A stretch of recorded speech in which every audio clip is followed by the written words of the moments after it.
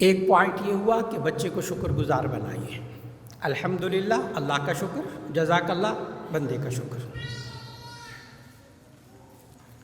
اور پھر اگلی بات لقمان علیہ السلام نے کیا کہی اپنے بچے کو، یا بنیا انہا ان تک مثقال حبۃ من خردل فتکن فی صخرۃ او فی السماوات او فی الارض یأتی بها اللہ ان اللہ لطیف خبیر۔ اے میرے پیارے بیٹے، اگر رائی کے دانے کے برابر بھی کوئی چیز آسمان و زمین میں یا کسی چٹان کے اندر ہو، اللہ اس کو بھی لے آئے گا، اللہ اس کی بھی خبر رکھنے والا ہے۔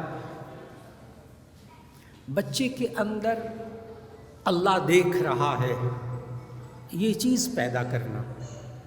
ہمارے ہاں ماحول میں جو غلطی ہوئی وہ یہ کہ یا وہ ماں سے ڈر رہا ہے، یا باپ سے ڈر رہا ہے، یا استاد سے ڈر رہا ہے۔ جہاں یہ تینوں نہیں ہوں گے وہاں غلطی کر رہا ہے۔ اور جب یہ کہا جائے کہ اللہ دیکھ رہا ہے، شیخ سعدی رحمۃ اللہ علیہ نے آسان باتیں تاکہ بچوں کو بھی سمجھ میں آ جائیں۔ شیخ سعدی رحمۃ اللہ علیہ نے لکھا کہ ایک استاد نے اپنے بچے کی تربیت کی، کئی بچوں کی تربیت کی اپنی کلاس کی اس سبجیکٹ پر، اور پھر اس کے بعد شیخ سعدی کہتے ہیں کہ اس نے پریکٹیکل لیا ایگزام، اور ہر بچے کو ایک ایک کبوتر دیا اور کہا کہ جاؤ وہاں جا کر ذبح کر لاؤ جہاں کوئی نہ دیکھ رہا۔ تو سارے بچے چھپ چھپا کر کہیں نہ کہیں جگہ ڈھونڈ کے تو وہ بچوں کبوتر ذبح کر کے لے آئے، ایک بچہ زندہ کبوتر لے آیا واپس۔ شیخ سعدی کہتے ہیں کہ میں اس پہ ناراض ہوا، اس شیخ استاد اس پر ناراض ہوا، کہنے لگا تمہیں کوئی جگہ نہیں ملی تھی کہ کبوتر ذبح کر لے، ایک کام کہا تھا وہ بھی نہیں ہوا۔ شیخ سعدی کہتے ہیں اس بچے نے کہا دراصل استاد صاحب آپ نے کہا تھا کہ وہاں جا کر ذبح کر لانا جہاں کوئی نہ دیکھ رہا ہو، تو میں جہاں جاتا تھا وہاں اللہ دیکھ رہا ہوتا تھا، اس لیے زندہ واپس لے آیا۔ تو اس وقت شیخ سعدی نے یہ لکھا کہ استاد صاحب نے ایک جملہ کہا، ایک پاس باقی فعل، ایک پاس باقی فعل، اللہ دیکھ رہا ہے۔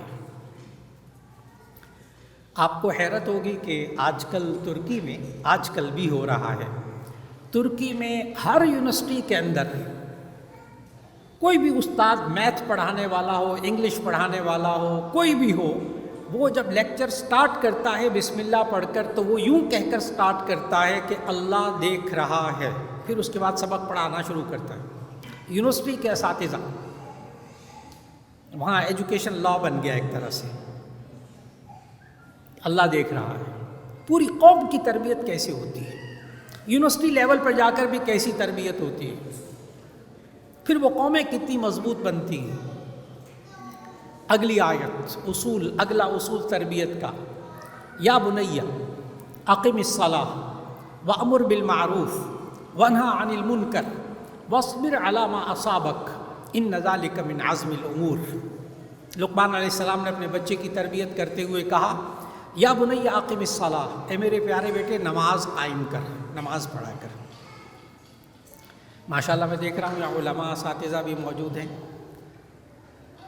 وہ سمجھ جائیں گے فوراً بات کو۔ آپ بھی جو ترجمہ پڑھتے ہیں قرآن مجید کا آپ سمجھتے ہیں، یا بنیا، یہ بنیا ابن کی تصغیر ہے گرامر کے اعتبار سے، سارے ترجمے کرنے والوں نے اس کا ترجمہ کیا ہے یا بنیا، اے میرے پیارے بیٹے، یا بنیا اقم الصلاۃ، اے میرے پیارے بیٹے تو نماز قائم کر۔ اس سے ایک اصول تربیت کا یہ معلوم ہوا کہ بچوں کو پیار سے تربیت ہوتی ہے، مار سے تربیت نہیں ہوتی۔ پیار سے تربیت ہوتی ہے، مار سے تربیت نہیں ہوتی۔ اور ہمارے معاشرے کے اندر، ہمارے گھروں کے اندر ایک عجیب سی بات ہے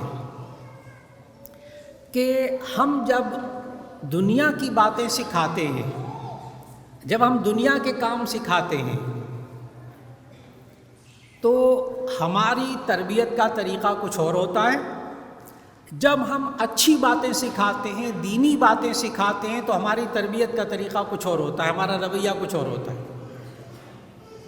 مثال کے طور پر ابھی یہی والی بات کہ یا بنی اقم الصلاۃ، اے میرے پیارے بیٹے تو نماز قائم کر، پیار سے کہہ رہے ہیں لقمان علیہ السلام اپنے بچے کو نا۔ ہمارے یہ کیا کہا جاتا ہے زور سے، اٹھو نماز پڑھو جہنم میں جاؤ گے ورنہ۔ اب مولانا میں نے ایک دفعہ سختی سے کہہ دیا اب بچہ نماز پڑھے، کیا ہم نے اپنے بچوں کو چلنا سکھایا، کھانا سکھایا، لکھنا سکھایا اسی طرح سکھایا کہ بچہ پہلے لیٹا رہتا تھا، پھر اس کے بعد کرولنگ شروع کر دی اس نے، پھر اس کے بعد ایک دن کرولنگ کر رہا تھا، میں نے سختی سے کہا اب تم بڑے ہو گئے چلا پھرا کر اٹھا کرو بس چاہو مولانا، میں نے ایک دن اس کو کہہ دیا تھا آج تک بچہ چل پھر رہا ہے. جی ایسا نہیں ہوا تھا، ایسا نہیں ہوا تھا کہ وہ دودھ پیتا بچہ تھا، آپ نے ایک دن اس کے سامنے روٹی رکھی، سالن رکھا اور کہا اب سے آج کے دن کے بعد دودھ بند، سالن کھایا کرو، اس دن سے وہ روٹی کھا رہا ہے. جی نہیں، آپ مائیں، آپ باپ سوچئے آپ نے کتنی محنت کی اس بچے کو چلانے پر، کیا کیا حرکتیں کی، اس کو کبھی انگلی پکڑ کر چلایا، کبھی کچھ کر کے چلایا. ایک دن جناب وہ کئی ہفتوں کی محنت کے بعد وہ بغیر انگلی پکڑے چلنے لگا، تو آپ نے کہا آج ہمارا بچہ بغیر سہارے کے چلا تھا، بڑی خوشی. کتنی محنت کر کے آپ نے اس کو چلایا، کتنی محنت کر کے آپ نے اس کو کھانا سکھایا. کیا ہے آپ نے جب کھانا سکھایا کتنی دفعہ اس کے کپڑے میلے ہوئے، آدھا کھانا وہ جب کھاتا تھا تو آدھا کھانا وہ اپنے کپڑوں پہ گراتا تھا. بچے آئس کریم کھانا کیسے سیکھتے، آدھی آئس کریم یہاں لگائی ہوتی ہے، آدھی آئس کریم ناک پہ لگائی ہوتی ہے، آدھی آئس کریم کپڑوں پہ گرائی ہوتی ہے، کچھ منہ میں جاتی ہے. کتنی مشکلوں سے ہم نے ان کو کھانا سکھایا. آپ لوگ ماشاءاللہ اب پڑھ رہے ہیں، اسکول میں بچوں کو پڑھا رہے ہیں، کیا ایسا ہوا تھا کہ آپ نے کاپی پین دے کر ان کو کہا لکھا کرو اس دن سے لکھ رہا ہے؟ نہیں نہیں، آپ نے پتہ نہیں کتنے شارپنر، کتنے ریزر، کتنی پینسلیں، کتنے کاغذ تباہ کر دیے، تب کہیں جا کر اس کو لکھنا آیا. اتنا وقت لگایا آپ نے لکھنا سکھانے پر، کتنا وقت لگایا آپ نے، یہ تربیت ہے.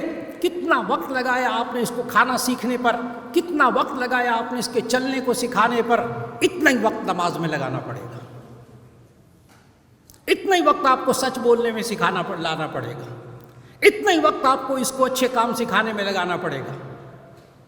اور پھر نبی صلی اللہ علیہ وسلم نے کیا فرمایا، دیکھیے گا تربیت کے لیے کتنا ٹائم چاہیے.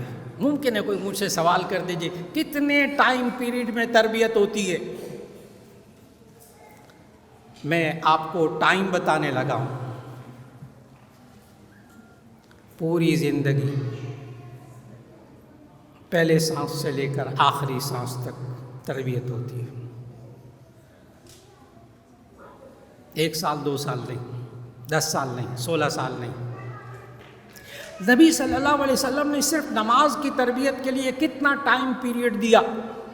بخاری شریف کی حدیث، مرو اولادکم بالصلاۃ وہم ابناء 7، تم بچوں کو نماز کا حکم دو جب وہ 7 سال کے ہو جائیں.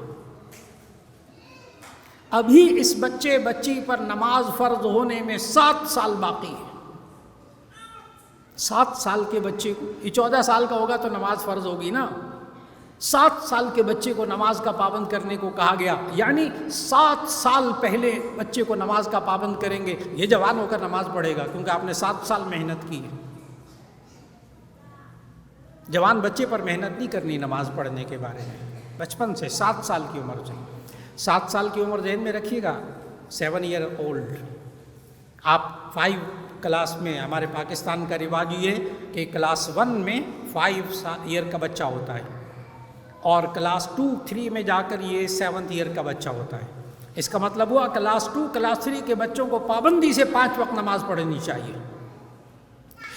میرے سامنے اس وقت ایسے ایسے گھرانے موجود ہیں جہاں ماں باپ دعویٰ کرتے ہیں کہ ہمارے 7 سال کے بچے کو 100% مولانا وضو کرنا صحیح آتا ہے، آپ کے سامنے وضو کرے گا، آپ اس میں کوئی نقص نہیں نکال سکیں گے.